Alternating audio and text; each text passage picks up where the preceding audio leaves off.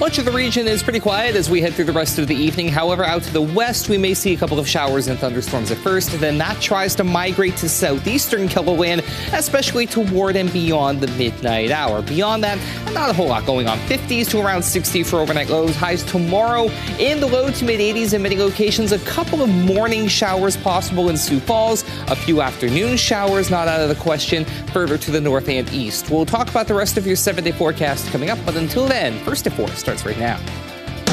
Live from KELOLAND Media Group, KELOLAND News First at 4. The countdown is on for the start of school. We're going to check in with districts preparing for the first day and what families need to do before school starts.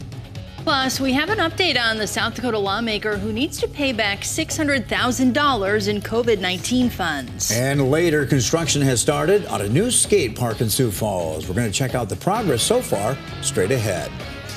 Good afternoon, and thanks for tuning in to First at 4. I'm Don Jorgensen. And I'm Kelly Volk. Classrooms will soon be filled with students again in KELOLAND. Several districts start classes next week, including Mitchell, Pierre, Huron, and O'Gorman. And teachers and staff in Canton are also getting ready for the first day.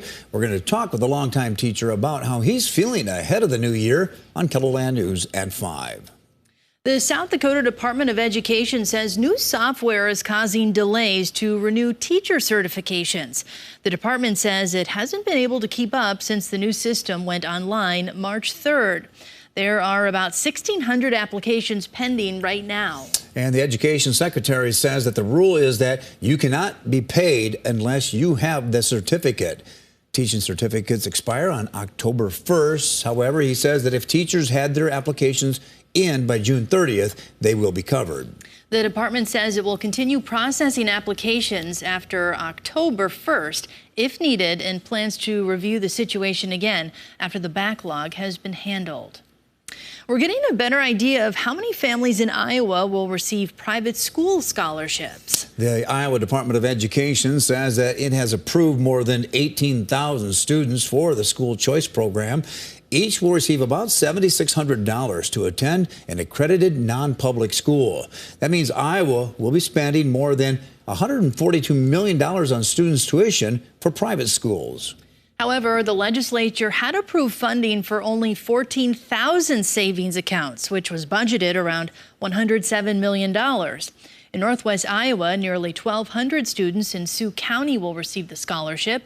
In Lyon County, nearly 200 students were approved. All right, let's get a look at the weather forecast for today, because the live cam behind Adam right now is someplace I want to be. Yeah, it looks a lot better than what we've been seeing, Adam. Yeah, a decent bit of sunshine out toward Deadwood for a better part of the morning and afternoon, for that matter. It has been, quite honestly, a very nice day to get outside. It also hasn't been overly warm or humid, just about as close to perfect for weather to be out there for the rally. Again, there is the Deadwood camera. You can see blue sky peeking through some of that high-level cloud cover, but still, if that's as bad as it's been getting so far, you're doing pretty well for yourselves. Meanwhile, here's the Sioux Empire Fair with a view from our downtown camera. 83 at the airport, not much of a breeze to speak of and not much humidity to speak of either. Dew points have been kept mainly in the 50s today, which is not bad for this time of year. Not bad at all. 80 Pierre as well as Winter. 79 right now in Phillips. 72 for Spearfish. A pair of 6s, though, as you head toward Custer. But further to the east, 82 Aberdeen and Sisseton. 80 Huron and Yankton. 82 rather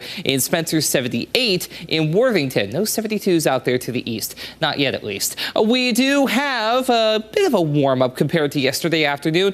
Meager gains East River, more so out to the west, especially Rapid City and Custer, where yesterday it was not the best looking day. So we are indeed doing better compared to the same point on Monday. Now, that being said, there have been a couple of showers trying to pop up between Rapid City and Hill City and western portions of Pennington County along the Central Hills. We're starting to see a little bit there, a couple of lightning strikes coming back on live Doppler radar, and we'll see a little bit more of that development as we head into the evening and into the first part of your night. Beyond that, though, as we zoom out a little bit more, there is just nothing going on. The only thing that has come up over the last about 5 to 10 minutes has been a severe thunderstorm watch for Cherry County that will be in place until until 11 p.m. Central Time tonight. But Futurecast is going to keep in that chance for a couple of thunderstorms, at least for the first part of your night, which will feature overnight low temperatures in the 50s to around 60.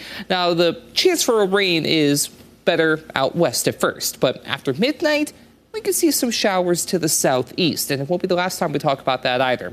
More on your 7-day forecast will be coming up as we head through the hour. All right, thanks a lot, Adam. Law enforcement in the Black Hills are searching for a wanted man. Somerset police say that on Monday, an officer pulled over a car near I-90 and Stage Stop Road. However, the car took off at a high rate of speed. A short time later, a witness told police that the car was in the Piedmont area. Authorities say that 2 men ran from the vehicle. Multiple agencies searched for them, but both are still at large. The driver was identified as Ambrose Williams. He is wanted on a felony warrant out of North Dakota, and authorities ask people to not approach Williams. If you have any information on where they may be, you are asked to call Somerset Police.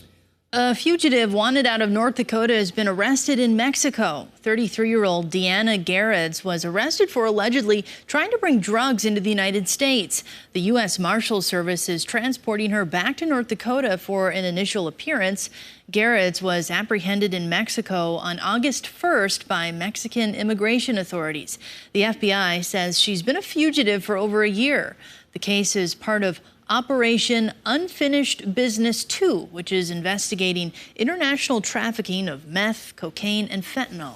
Both Fargo police officers injured in a shooting last month have been released from the hospital. The department posted this video on social media as Officer Tyler Hawes walked out of the Sanford Health in Fargo.